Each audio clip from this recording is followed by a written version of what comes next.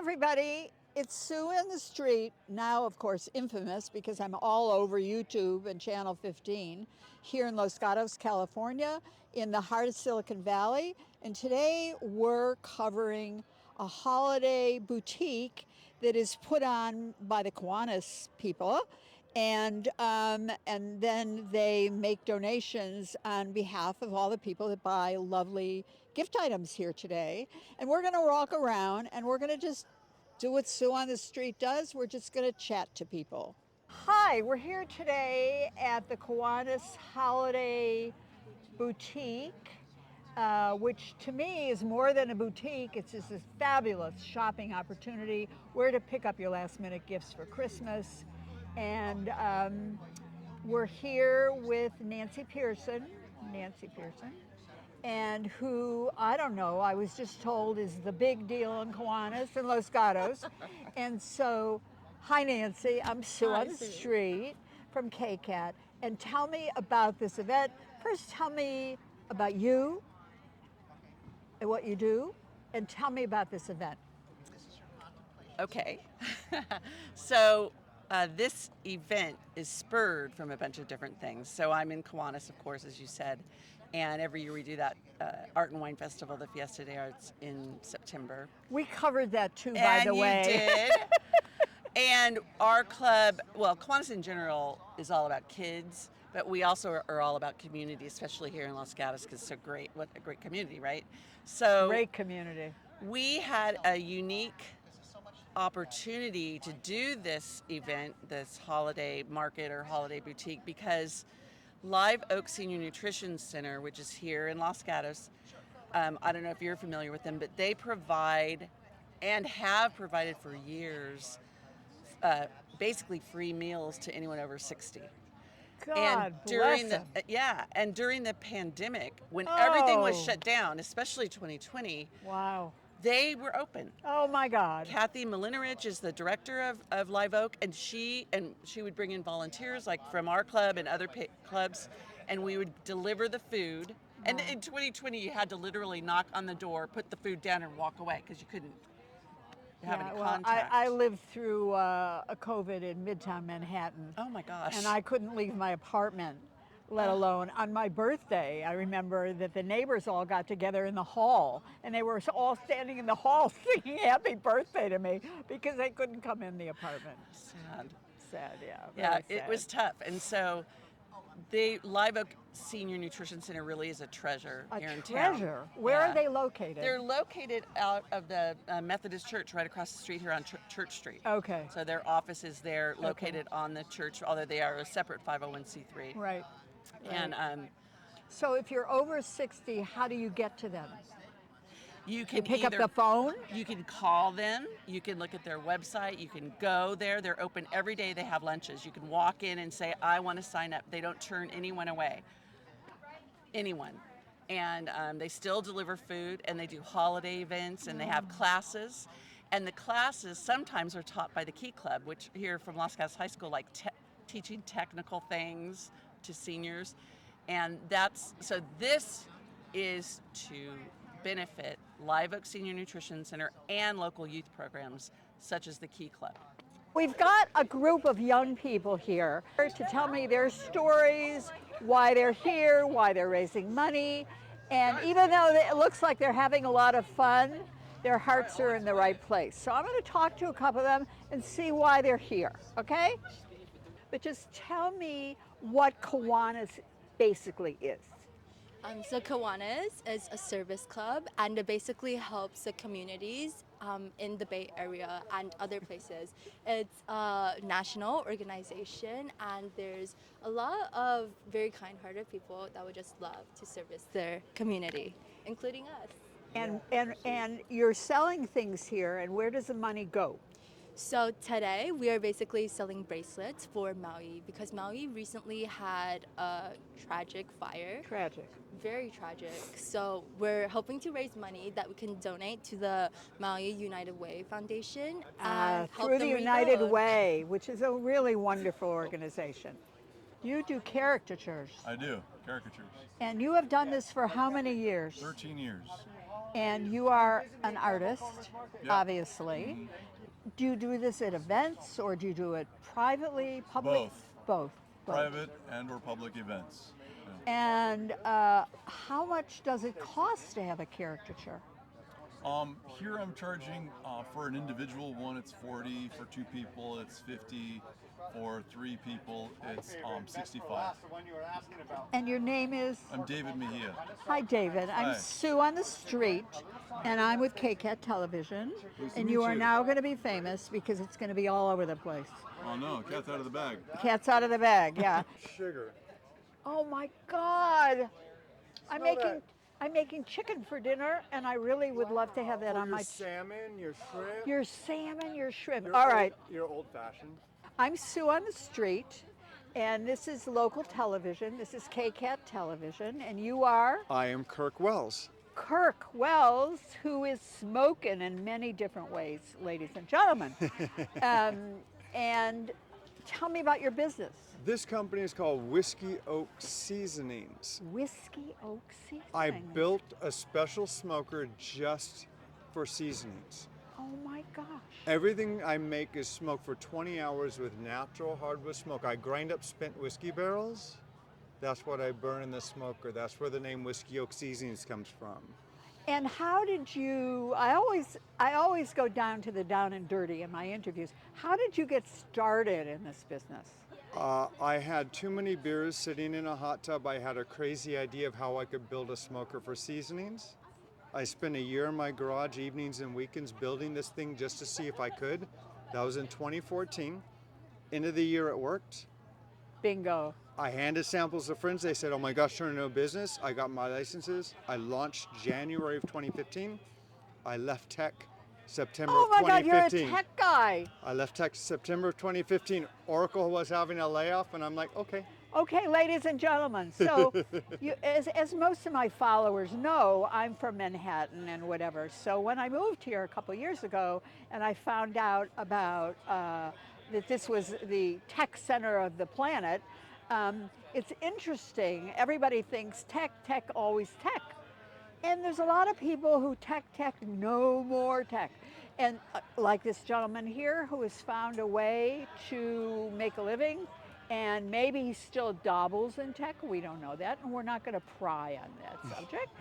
But there's always different paths to fulfillment in life. And it's a funny thing how sometimes it takes the wisdom of getting older until you start looking for those new pathways. Life is short. Find something that makes work that's not work. But I put in my time in tech so I could buy the house and so forth and allow me to do my passions. Life is short. Life is short. Life is short. What we do here is we burn our wood with electricity. We run a lethal amount of electricity through the wood, which is what creates these fractal patterns. It's called fractal burning or the Lichtenberg effect. Oh my God. And so every piece is different. Every piece is one of a kind. And I like to make as much as possible, it's reclaimed or repurposed items. So we're giving things a second life or just making them better than they were before. Some things we do are inlaid with an epoxy resin that we color with mica powder, and then we finish everything with a heavy-duty, all-natural, food-safe finish. And yeah, it's a joy. I love working with wood. I love being creative. I love making things. And tell me your name. My name's James Gowdy, and we are GTP Creations. And we're located up in Marin County in Novato, California. And how long have you been doing this? About 4 years now. And what did you do before? I was a if you tell me, groundskeeper. oh, because one guy we just interviewed said, "Oh, I used to be in tech, and now I make salts or something." Awesome. Well, I was a groundskeeper for a local school up in the Marin County district there, or Marin County, and things happen. Here I am. I love making and creating, and I was really glad to be able to get back to, being an artist and making things. Have you always been an artist? No. I've always loved making and building and doing, but I've never dove full into it. And now this is what we're doing, and I love it. I'm Marcia Williams, and I'm a watercolor artist. It really drew me. It's absolutely beautiful. Beautiful. Thank you. Well, I was a first and second grade teacher for 38 years before I started doing this. Oh my goodness. Yes, And how long ago did you start doing this? Well, I retired 2 years ago, And I started painting about 4 or 5 years ago, but I was the artsy first and second grade teacher. So my first graders would paint in the style of Van Gogh or paint in the style of O'Keeffe or Rembrandt. And then I started doing my own. Did you have any idea 30 years ago, for instance, that we'd be standing here with really spectacular, beautiful, thoughtful creativity? Did you have any idea that that was going to be your path? Not at all. I didn't even know this was going to be my path when I retired. It just sort of fell in my lap. I painted some things and people wanted to buy it, so I painted more things and people bought it, and then it just took off from there. Beautiful. Sorry, I'm sorry. I shouldn't be shopping, I'm getting paid. No, you can shop. I shop. I've interviewed a few people that had other careers, retired, and found their passion doing something else. A woman that we just interviewed has the most beautiful, beautiful watercolors I've ever seen. And she said she only started painting 4 years ago. She said she teaches little children how to paint. It's such wonderful people that we have here in Los Gatos. Thank you very much. Thank You're you welcome. for all you do. Oh, you're so sweet. And thank you for this. And we met some fabulous people here, some really creative people here, and who live in the community and have found their path. Some people have found their path when they're 65 years old. I think that is just, that's a metaphor, and that's a good way to close this interview, is that no matter how bad things get or what's going on, you can always find a path to have a better life. I love that. You know, no victims. Right. No victims. You know, I've had a lot of bad stuff happen in my life, and you know, the thing I fight every day is I'm never, ever, ever going to be a victim. You know, I'll just figure a different. I talk about the path all the time. I don't know if that's a religious thing, but it's a spiritual thing. I like it. And I think, and one of the things I always tell the people when I go in Safeway is that, because some people just look so sad, and I say, wake up in the morning and say to yourself, something wonderful is going to happen today.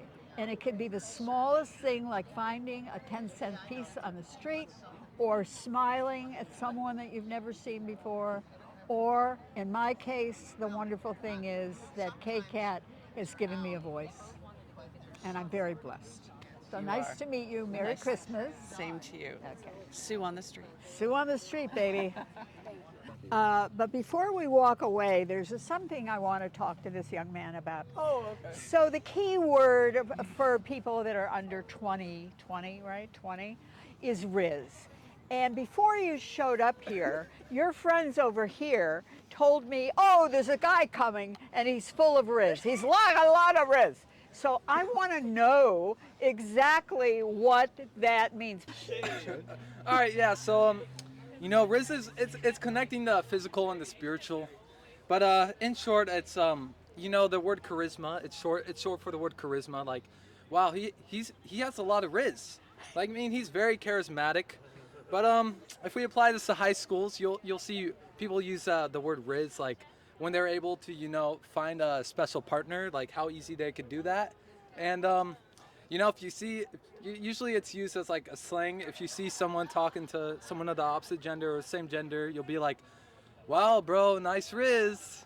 And Does Riz have anything to do with intellect or anything like that, or is it just sort of something that organically comes up in people? no, great question. Thank I find it that if you're honestly too smart, and like, if you're too smart, your Riz actually decreases. Like, for example, you just interrupted class, you corrected your teacher, your Riz, you would not have Riz. That would be called negative Riz. Okay, so what we're hearing is that your Riz you can up your Riz with confidence and self-care. So those are two key words, I think, when you meet teenagers that have some self-confidence, because it's hard to have it when you're going through all these changes and when your peers or whatever and your grades or there's so many negative things coming at you all at the same time, but you can work on your risks. Absolutely. And you can, by the time I want to interview all you guys when you're 30 years old, I'll be like 100, but and then we'll talk again, because I think you guys are really the future of America, and it's been really an honor and a pleasure to meet all of you. Thank you very much. Thank you so